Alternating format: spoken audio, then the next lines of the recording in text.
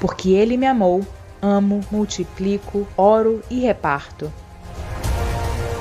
Vem aí, aguarde!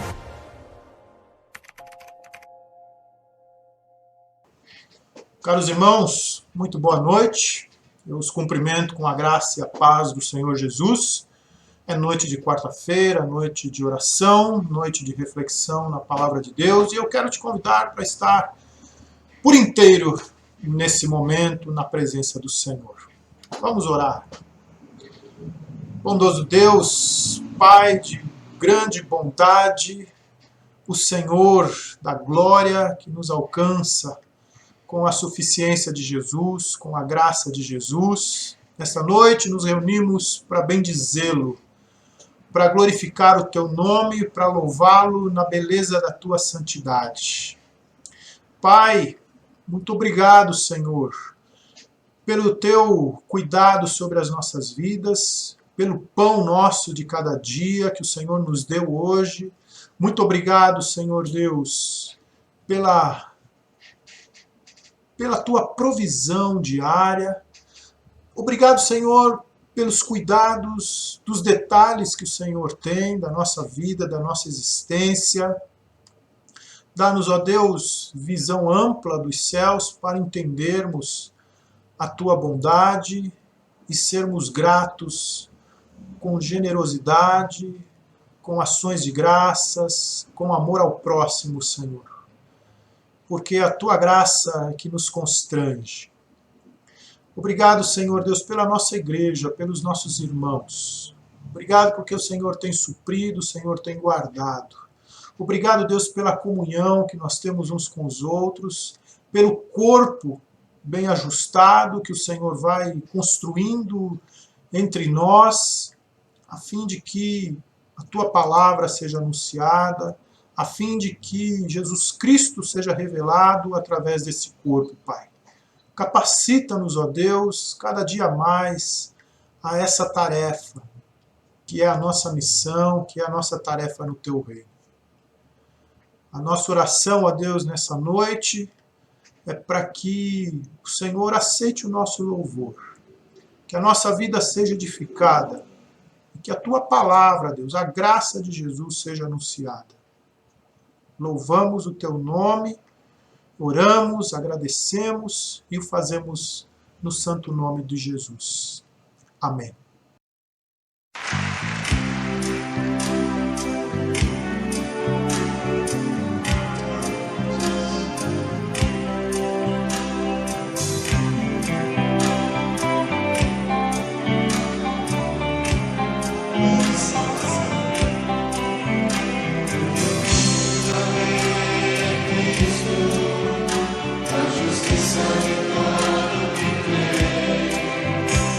Justiça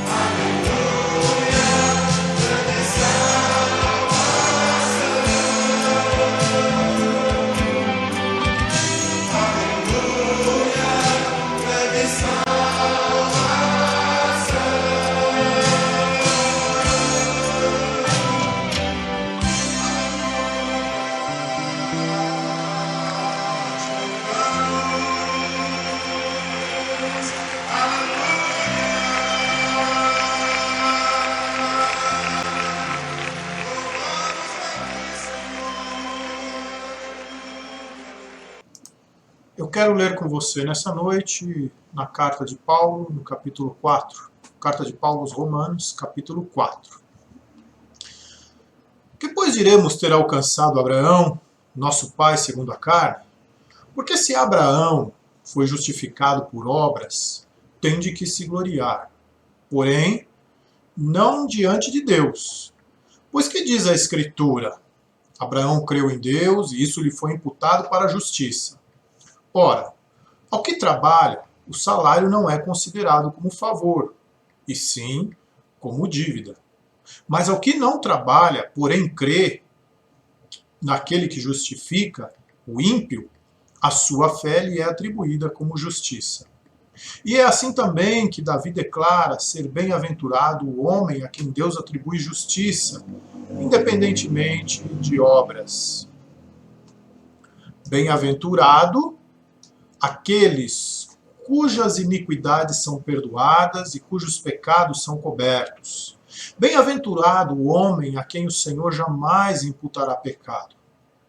Vem, pois, esta bem-aventurança exclusivamente sobre os circuncisos ou também sobre os incircuncisos? Visto que dizemos, a fé foi imputada a Abraão para a justiça. Como, pois, lhe foi atribuída, estando ele já circuncidado ou ainda incircunciso? Não no regime da circuncisão, e sim quando incircunciso.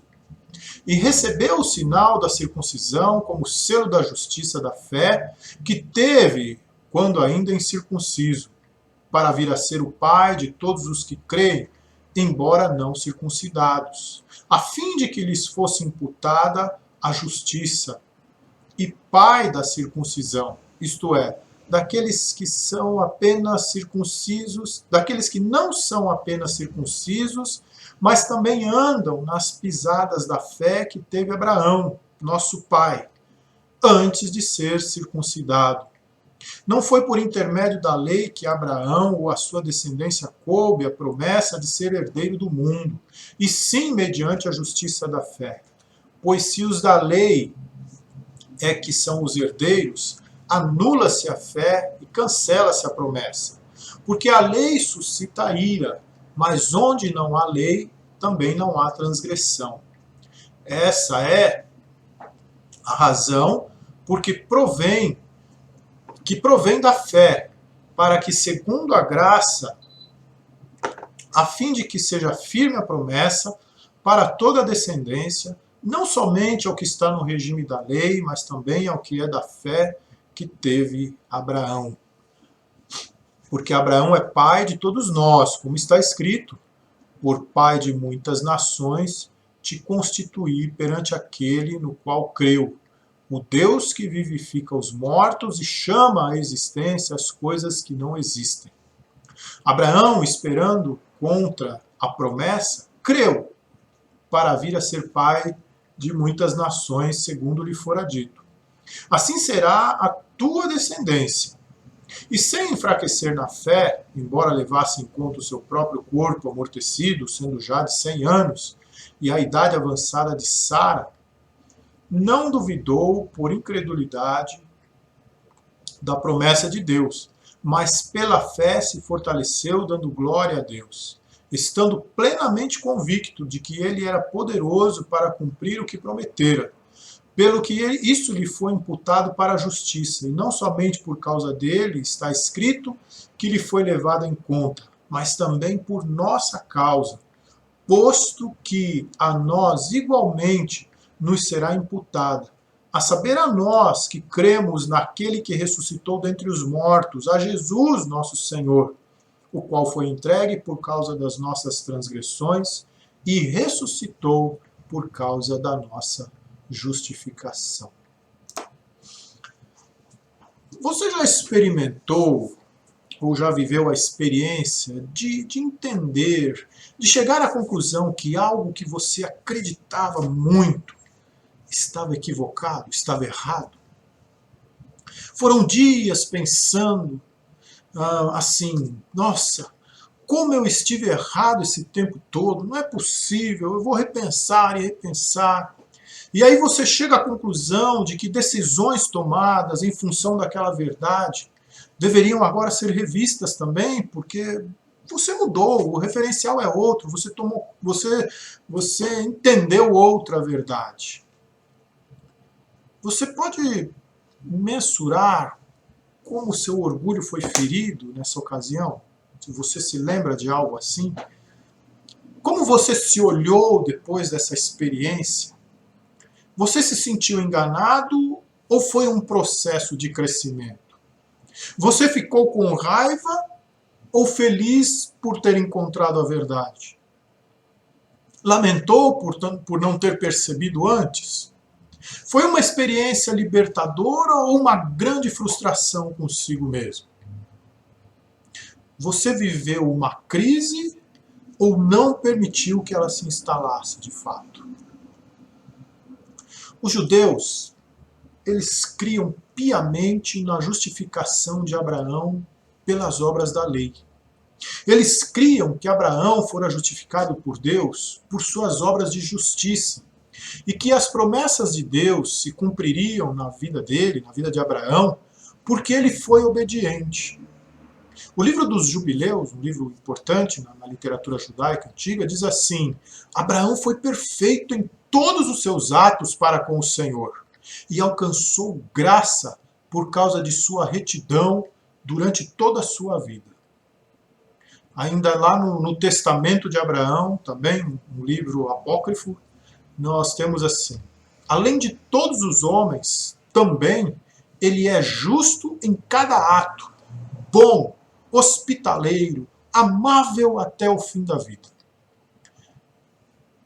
Os judeus também citavam várias partes das Escrituras nas quais Deus prometera abençoar Abraão porque ele lhe tinha obedecido. Ele fez boas obras, cumpriu atos de justiça, foi circuncidado e obedeceu à lei. Homem perfeito, exemplo de justificação para todo judeu. Só eles não percebiam que esse procedimento de Abraão, né, e as promessas que se cumpriram na vida dele aconteceram depois de sua justificação. Abraão se tornou esse bom homem, Abraão obedeceu, Abraão foi circuncidado, Abraão se tornou esse exemplo para os judeus depois que ele havia sido justificado.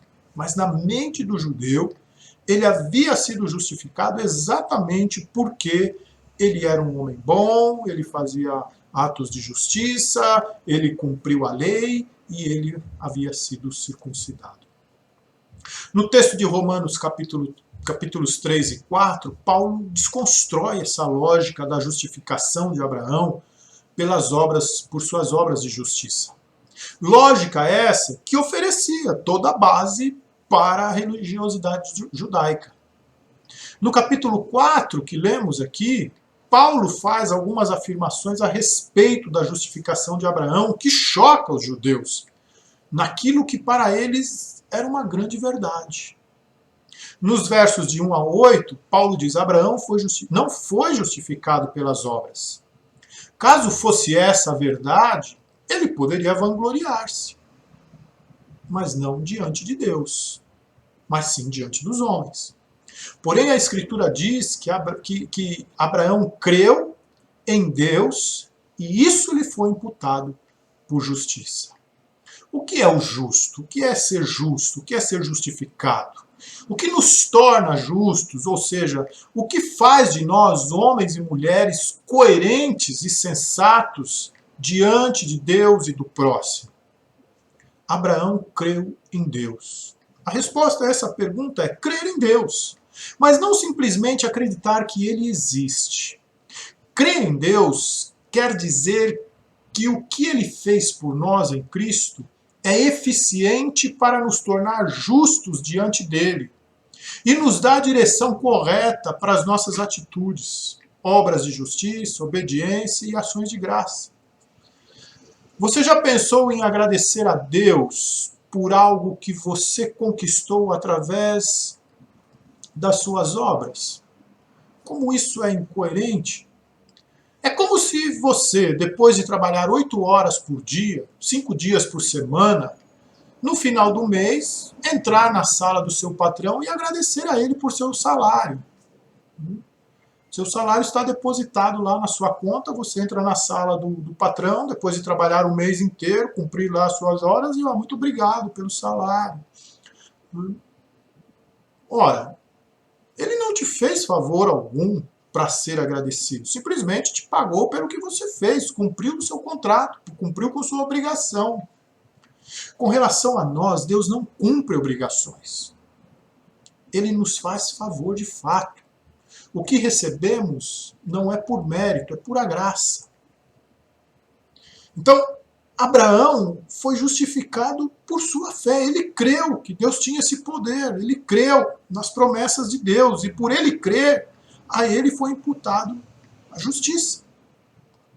Em segundo lugar, a outra crise dos judeus, dos versos 9 a 11, era se a justificação seria algo exclusivo aos circuncisos.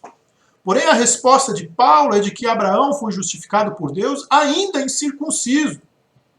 O mesmo argumento de Estevão, quando da sua defesa em Atos, capítulo 7. Abraão saiu lá da terra dos caldeus, ele não era judeu.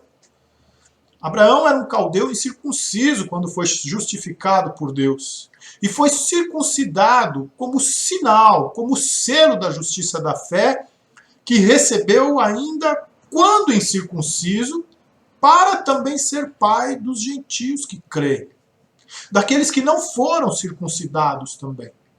Aqui Paulo traz outra vez a verdade para os judeus, que os desafia em relação ao que eles criam antes. O povo de Deus não se restringe mais a uma etnia, mas é a igreja de Jesus, aqueles que creem e que foram justificados pela fé, e que não se restringem aos judeus simplesmente, aos judeus circuncidados, e circuncidados a partir de todo aquele ritual legalista. O povo de Deus é circuncidado no coração. No capítulo 2, verso 29, Paulo diz assim: porém, judeu é aquele que o é interiormente, e circuncisão é aquela que é do coração, no espírito, não segundo a letra, e cujo louvor não procede dos homens, mas de Deus. Em terceiro lugar, Abraão não foi justificado por lei. Ele não foi justificado por suas boas obras, ele não foi justificado porque foi circuncidado, ele não foi justificado pela lei. Como a promessa de Deus chegou a Abraão e sua descendência, então? Não foi mediante a lei, mas mediante a justiça que vem pela fé. A promessa que ele tem em mente aqui, que Paulo tem em sua mente, é de que a posteridade de Abraão seria tão numerosa quanto as estrelas. Era uma promessa desvinculada de qualquer condição ou exigência a Abraão. A palavra de Deus veio a Abraão como uma promessa gratuita e não como lei. Ele simplesmente creu e foi justificado. E essa verdade assegura a expansão de sua descendência aos gentios que têm fé, aos gentios que têm a fé que Abraão professou em atos de justiça e bondade e pela obediência. Abraão foi justificado pela fé. Ele simplesmente creu que o Deus que o chamara para sair lá de sua terra, de sua parentela, faria dele uma grande nação. Apesar de um cenário, humanamente falando, totalmente desfavorável, o texto diz que ele creu na desesperança, né? O cenário era desfavorável ao cumprimento da promessa, ele com 100 anos, Sara com mais de 90, sem terem um filho ainda, mas ele manteve-se convicto de que Deus era poderoso para cumprir o que ele havia prometido. Por isso lhe foi imputado justiça. Não só a ele, mas a nós também, que somos os seus descendentes incircuncisos. Essas verdades que chocavam os judeus, que Abraão não foi justificado pelas suas obras de bondade, pelos seus atos de justiça, que ele não foi justificado por ter sido circuncidado, e que ele não foi circuncidado porque cumpriu a lei, até porque naquele momento a lei ainda também não havia sido pronunciada, e que ele foi justificado pela fé, são verdades anunciadas por Paulo que chocavam os judeus, provocavam uma crise que colocava em xeque pilares de sua estrutura religiosa. A crise provocava dois efeitos entre os membros da comunidade judaica, de todo mundo conhecido da época. Primeiro, um senso muito grande de humildade, que fez com que vários judeus se convertessem à verdade do Evangelho de Cristo e de sua suficiência. Eles perceberam que se eles continuassem com aquela lógica da meritocracia, das boas obras, eles estavam entendendo a sua fé, a sua religião, da mesma forma que os gregos, que os gentios, que os romanos. Então, brotava neles esse senso de humildade. Vários deles se converteram ao Evangelho de Cristo, se converteram à verdade da suficiência de Jesus para a nossa salvação e para os gentios. E aí, então, um outro olhar para os gentios. Agora eles poderiam chamar os gentios de irmãos, pelo amor de Cristo que os constrangeu. Em segundo lugar, provocava neles, de uma outra forma, um acentuamento, uma acentuação do orgulho. E grande parte dos que foram confrontados com essas verdades da justificação pela fé não abriram mão do que já estava estabelecido. Inclusive impuseram perseguição, desafiaram Paulo, argumentaram contra ele, enfim. A indisposição de abrir mão do que se cria para reorganizar a vida com base nos ensinos do Evangelho não permitiu que tivessem suas vidas transformadas. A crise, então, não teve espaço. A crise não foi permitida que ela se instalasse. Não aprofundou no coração. E aí não houve transformação, não teve o efeito que deveria ter, e então não houve vivência de justificação e salvação de fato. O que eu quero trazer para você nessa noite com essas verdades e com esses resultados dessas verdades na vida dos judeus da época? Talvez diante dos ensinos do Evangelho de Cristo, o teu orgulho esteja te impedindo de aceitar a justificação pela fé. Talvez a tua trajetória religiosa até agora tenha todo um sentido fundamentado em obras de justiça, um sentido meritocrático, que tem te impedido de ver a graça de Jesus. E o que eu quero dizer para você nessa noite, o teu desafio nessa noite é: deixa a crise se instalar. Dê espaço para a aceitação de que você se equivocou, de que você está equivocado. E permita-se ser justificado pela fé em Jesus somente. Deixe-se ser alcançado pela graça de Jesus. A tua mente vai ser renovada. E aí algumas coisas interessantes vão acontecer. As tuas culpas serão perdoadas, os teus pecados vão ser perdoados. Esse senso de inadequação vai se diluir. A sensação de que sempre está em débito em relação ao padrão abraâmico vai se render aos méritos de Jesus. A tua obediência vai ter outra motivação: o amor. Um amor envolvido em gratidão pela suficiência de Jesus. O teu olhar vai ser transformado. Teu olhar para o teu próximo vai brilhar com compaixão e amor. O justo viverá pela fé. Uma noite muito abençoada a você. Eu quero ainda orar. Pai, nós te damos graças pela tua graça que nos alcança. Obrigado, Senhor, pela justificação, pela fé, que exige nada mais de nós do que simplesmente crermos na suficiência do sacrifício de Jesus Cristo por nós. Crermos que o Senhor é o Deus Todo-Poderoso para cumprir as suas promessas nas nossas vidas. Obrigado, Pai, porque assim o Senhor nos fez descendentes de Abraão, incircunciso, mas marcou os nossos corações com a tua graça.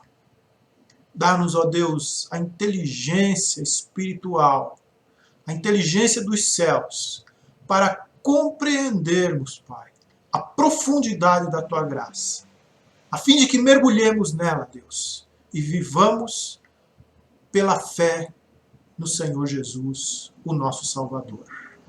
Em nome dele oramos. Amém.